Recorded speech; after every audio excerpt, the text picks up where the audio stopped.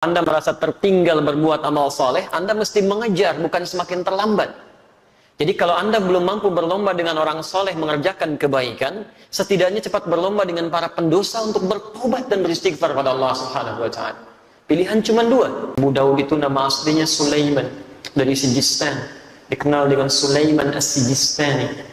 Hafal 500.000 hadis dengan sanadnya.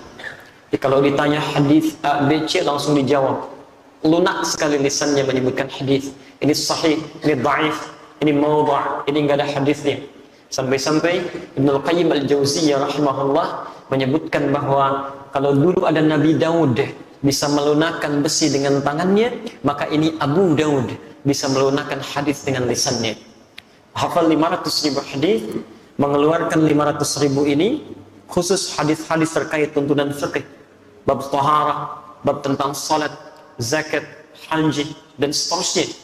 Ya, kemudian dicantumkan 4.800 hadis dalam satu kitabnya. Hadis yang disusun berdasarkan urutan fikih disebut dengan sunan. Maka muncul istilah Sunan Abu Daud. Dari 4.800 ini ada 15 hadis qudsi. Posisi hadis qudsi nomor 2, nomor 649 dari Abu Hurairah.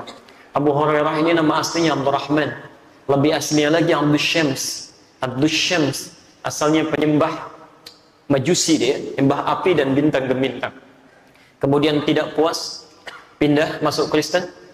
Tidak puas lagi dengar info ada Nabi ya, di Madinah. Kemudian datang ke Madinah 3 tahun sebelum wafat Rasulullah SAW. Begitu melihat pesona Rasulullah SAW, langsung jatuh cinta dengan akhlaknya, memeluk Islam pada saat itu, mengucapkan kalimat syahadat.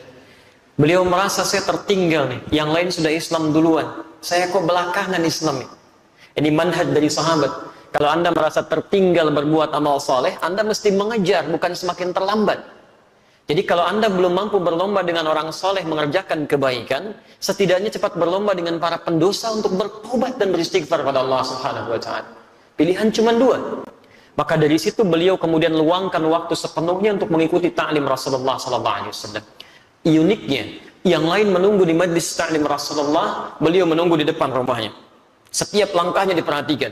Bagaimana Nabi jalannya, bagaimana sifat beliau melangkahnya, bagaimana menolehnya, bagaimana tersenyumnya. Karena itulah dalam waktu 3 tahun itu bisa meriwayatkan hadis yang cukup banyak dibandingkan dengan sahabat-sahabat lain yang menunggu di majlis ta'lim Rasulullah SAW. Nah, yang paling menarik yang kedua, sahabat ini ketika masuk Islam diganti namanya oleh Rasulullah dengan Abdurrahman, yang punya sifat cepat mempraktekkan apa yang diajarkan Nabi. Diajarkan seketika dipraktekkan, tidak menunggu esok untuk dikerjakan. Anda mendengar informasi tahajud sekarang, kerjakan malam ini karena belum tentu hidup sampai esok hari. Jadi selalu seperti itu gambarannya. Maka ketika Rasulullah SAW mengajarkan tentang nilai kasih sayang dalam Islam, tidak hanya pada manusia, pada tumbuhan, pada hewan, maka seketika ketika mendengar kalimat itu, beliau meninggalkan majlisnya, ditemukanlah kemudian seekor anak kucing kecil di jalannya. Kucing dalam bahasa Arab dibagi dua. Ada kucing rumah yang jinak, disebut dengan kitpun. Diserap ke dalam bahasa Inggris. Orang Arab menyebutnya dengan kitty. Kitty, Hello Kitty itu dari bahasa Arab Kitty. Makanya kucing rumahan itu yang jadi kasur-kasuran dan sebagainya.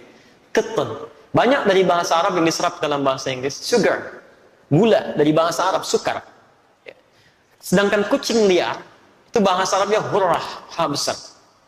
Anaknya disebut dengan Hurairah. Begitu menemukan anak kucing kecil liar kehilangan induknya, mengeong-ngeong, saking ingin mempraktekkan nilai hadis itu diambil oleh beliau.